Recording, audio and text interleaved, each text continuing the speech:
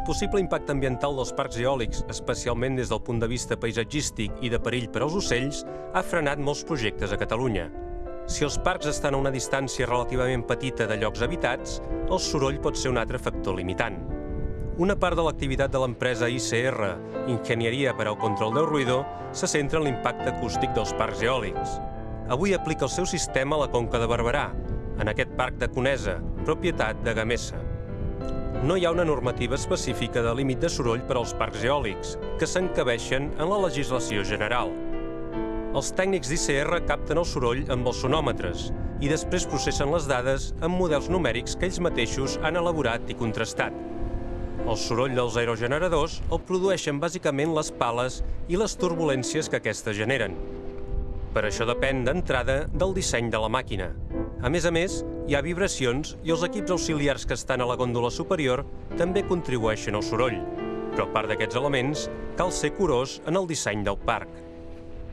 Després hi ha la distribució dels molins dintre del parc, la distància de les cases, la distància de les zones habitades, els apantallaments que hi ha, és a dir, l'orografia del terreny, el tipus de terreny que pot absorbir també el soroll, i finalment el règim de funcionament del parc. Hi ha parcs que s'adapten al seu règim de funcionament a diferents horaris per tindre diferents nivells de soroll.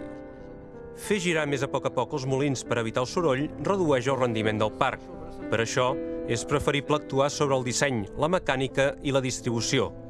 ICR no només fa estudis, sinó que incideix en la formació per a les empreses del sector, perquè s'aconsegueixin solucions que disminueixin el soroll. En el medi rural, on el soroll de fons és molt baix, un aerogenerador, tot i produir pocs decibels, pot arribar a ser percebut com a molest. La població exigeix cada vegada més una disminució de la contaminació acústica en general, i això ha fet que els fabricants de molins i els promotors dels parcs hagin introduït diverses millores tècniques en els últims anys. A part de reduir el soroll, això augmenta l'eficiència dels aerogeneradors i la seva vida útil, ja que si es disminueixen les vibracions, també ho fan la fatiga i el desgast dels materials.